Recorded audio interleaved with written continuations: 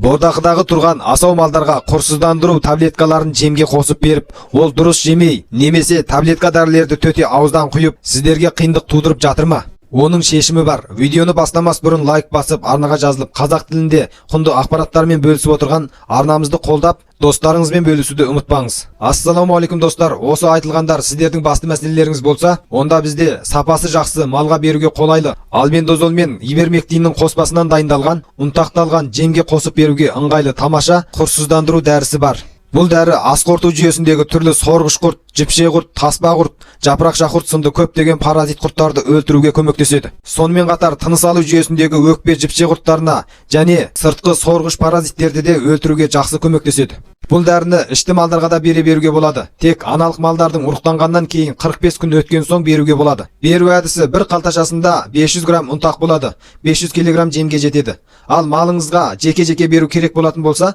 малыңыздың жеген жемінің 1 кг-на 1 граммнан қосып бересіз. Егер паразиттер асқынған жағдайда 2 рет қайталап берсеңіз болады. Егер сіздерге осындай құрсыздандыру дәрілер керек болса, 837 255 0731, 837 171 3302 номеріне хабарласып, тапсырыс берсеңіздер болады. Қазақстанның кез келген ауыл аймақтарына салып береміз. Сонымен бірге өз қалаңызда осы өнімдерді сатқыңыз келсе, біз сіздермен селбесіп, оптын бағада береміз.